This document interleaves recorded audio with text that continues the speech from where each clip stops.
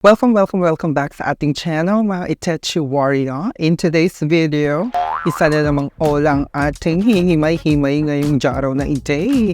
Nakakaloka, so naglipanan talaga yung mga bagong ola. This time, titignan natin yung mga ola na bago App Store. Nakakaloka. Simulan na natin. So before tayo magsimula, sa mga bagong viewers dyan, welcome sa aking channel. Baka naman, don't forget to subscribe, click the notification bell para every time na magkakaroon tayo ng mga ganitong video review, kayo unang maaambulan ng Chika Bam Bam. Pa-follow na rin ang aking Facebook and TikTok account kasi doon tayo maaura ng bonggang-bongga. Samahan niyo ako. Tara na, himay-himayin na natin si Palcash. Palcash. Ang pangit ang pangalan, Palcash. Ano kaya yun? Kaano-ano niya si, Pal, charot. So, yun na nga.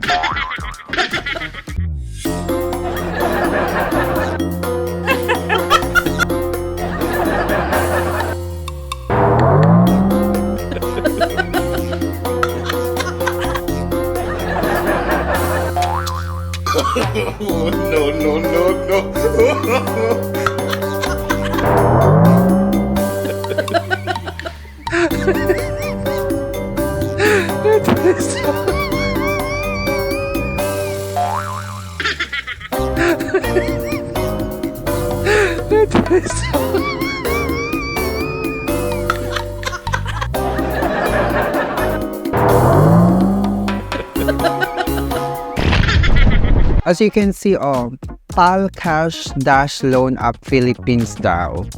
So, Peso Tala Loan App Philippines. Alam niyo, laging bida-bida yung word na tala. So, lagi nilang ginagamit yung pangalan ni Tala, nakakaloka na. Gamit na gamit nila. So, syempre, kapag tayo ay maghimay-himay ng isang ola, at syempre, alamin natin ang kanyang pagkakakilanlan ng mabuti, tita. Mag-check tayo ng mga reviews sa App Store or sa mga platform na ganyan, kung anong masasabi ng mga nakajutang na. Ayun na nga, huwag natin applyan. Huwag natin apply or i-download itong mga ganitong ola. Kasi alam niyo naman na, diba? Fly-by-night loan app at saka kilala nyo na sila. So, syempre, huwag natin kakalimutan, number 1, na i-check ang kanyang registration sa SEC kung meron siyang lisensya na mag-operate as a loan app or lending company.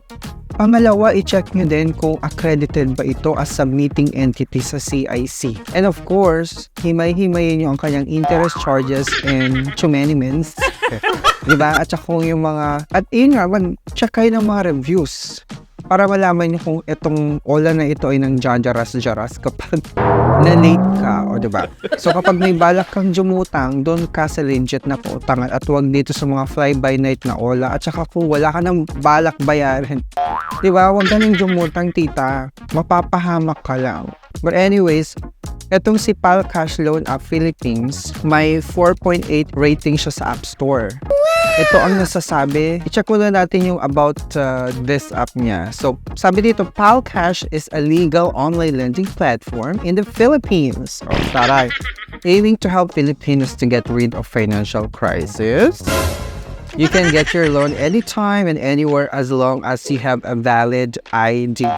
Hey, if you are in an emergency, don't worry. We can release your loan with the fastest time you can ever imagine. Di ba? May ganon. Tignan niyo yung mga pa-marketing strategy nila para lang mahikayat kayo.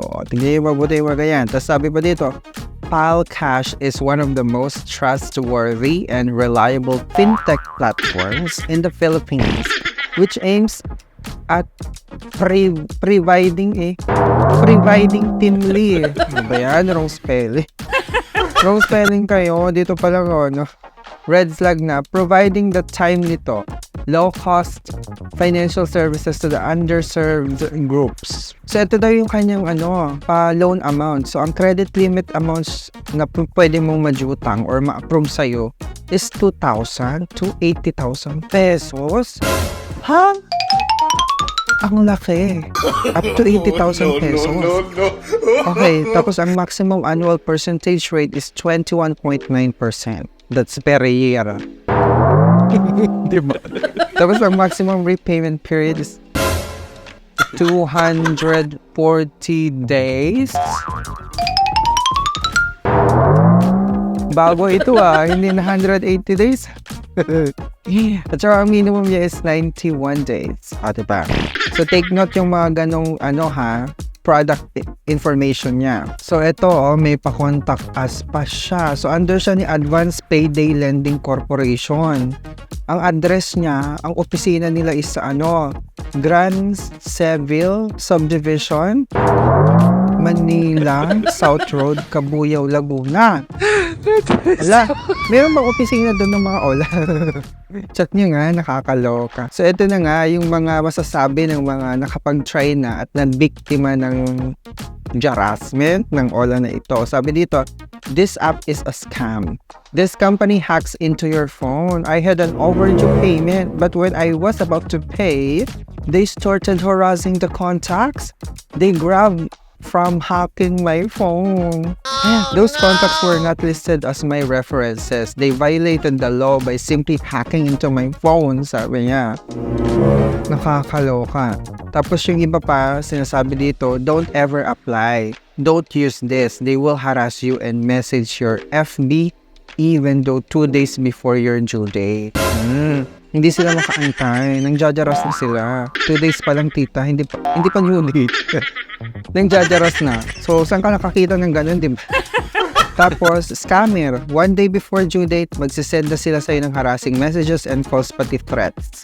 Huwag na kayo mag-download ng app na ito. Sisirain nito buhay mo. Sabi niya, harassment alert. Huwag ida-download ang app para umutang dahil haharasin ka nila through email at ipopost ang mukha mo sa gabi. Gabi ba to? Kahit hindi mo pa due, magbayad. And take note, 3K ang loan na babayaran. Pero ang matatanggap mo, 1.8 lang. Scammer sila at magagaling mangjaras. Tapos, huwag kayo dito. Be forewarned. Please, huwag kayo dito. 2K hihiramin nyo. Ang papasok sa inyo ay 1.2 lang. Tapos, grabe ang harassment. Bukas pa ang due date. Pero nangungulit na sila ngayon. Huwag kayo dito. So, ito na nga yung itsura ng app. Welcome to Palcash. This is a financial lending software. Anytime, anywhere. Pakak. Super low interest daw. So, ito na siya. Ito na yung bumuwad sa akin. Maximum loan amount up to 60,000 pesos. Tapos, loan term niya, 240 days. Tapos, may interest rate siya na 0.06% per day. Tapos, nung nag-apply na ako, tita, ganito na. Naging 15,000 pesos na lang ang maximum. Tapos, pansinin nyo, ang nakalagay dito, Perago, hindi Palcash. So, misleading talaga siya.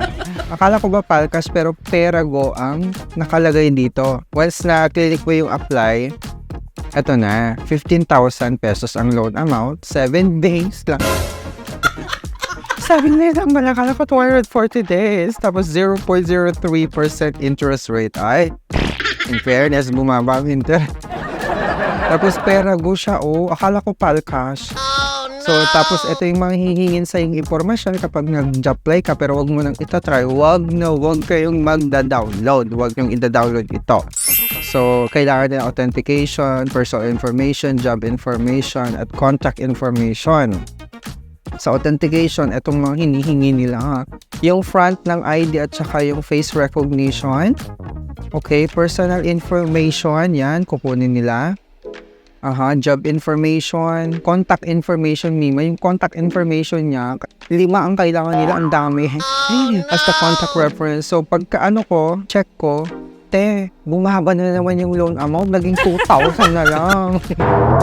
From 80,000 naging 60,000. From 60,000 naging 15,000. From 15,000 naging 2,000 na lang, nakakaloka. Tapos 7 days loan term and then 0.5% interest rate siya. Tingnan nyo yung detalye, tita. Disbursal amount, 1,240 na lang. Tita, ang babayaran mong buo is 2,000. Nakakaloka. So, ang principal, wait lang, ang principal is 2,000, di ba? Kasi yun yung loan amount Tapos may processing fee siya na 633. Total interest fee is 13. Ala, may risk control service fee pa. 114 pesos. Tas ang payment due date is September 24. So today is September 18. So 7 days ka lang siya. Nakakaloka siya, 7 days lang siya. So, kumpitin nyo nga kung magkano ang maibabalik mo. Repayment amount sabi 2,000 Pero, ang kanyang disbursal amount is 1,240.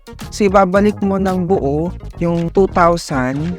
Pero, ang matatanggap mo lang 1,240. So, ang kaltas niya, magkano? So, 2,000 minus 1,240. 760 tita ang kaltas. 760 pesos. Tapos reviewing your loan application has been successfully submitted. Please pay attention to phone review or SMS. Nakakaloka. Kasi dami charges fee. Nakakaloka. Ang daming charges.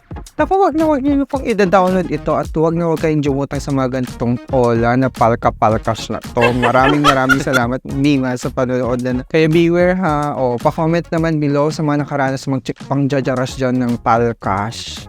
Again, wag niyo nang itatry ito. Okay? So anyways, maraming salamat mga Mima. Don't forget to subscribe, click the notification bell para every time na magkakaroon tayo mga ganitong video review. Talaga naman, hihimay-himayin natin lahat ng mga Julanis Morissette na yar. Maraming salamat. Buyers! Diyos ko yung cellphone ko, sandali.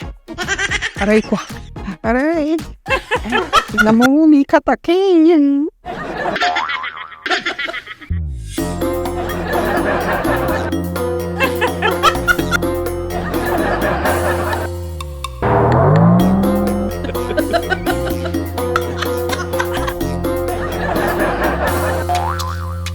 No, no, no, no.